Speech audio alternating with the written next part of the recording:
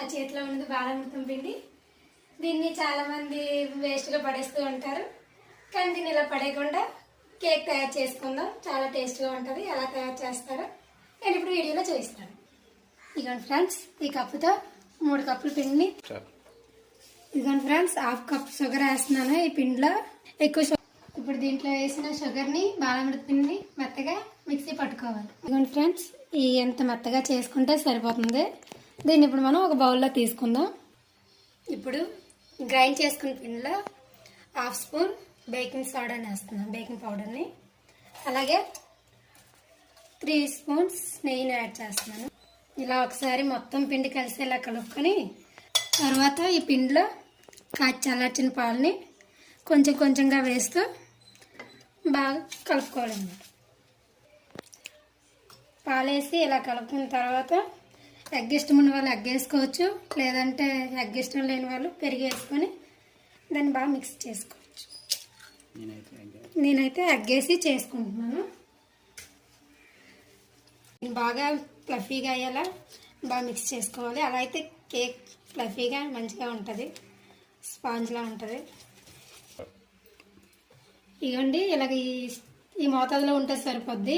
కలిపి వేసినవన్నీ నీట్గా మిక్స్ చేసుకొని దీన్ని ఒక సైడ్ పెట్టుకొని ఇప్పుడు కేక్ ప్యాన్ తీసుకొని మొత్తం ప్యాన్ నింపుగా నెయ్యి అప్లై చేసి ఇప్పుడు కలిపి ఈ మిశ్రమాన్ని అందులో వేసుకోవాలి.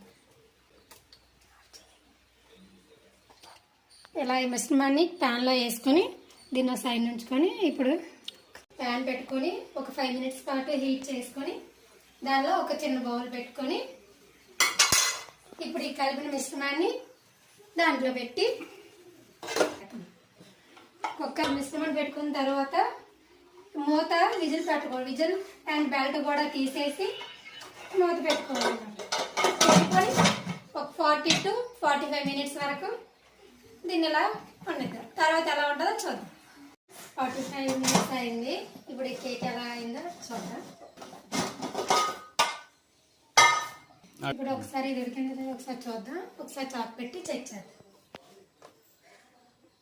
అంటుకలేదు కదా, అంటుకపోయినట్లయితే ఉడికిపోయినట్లే. దీన్ని ఇప్పుడు గ్యాస్ ఆఫ్ చేసి కేక్ని వేరే ప్లేట్లోకి మార్చుకుందాం. మార్చుకున్న తర్వాత దీన్ని టేస్ట్ ఎలా ఉందో చూద్దాం.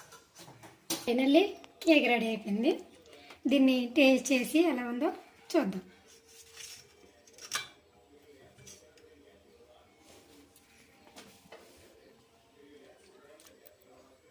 సూపర్.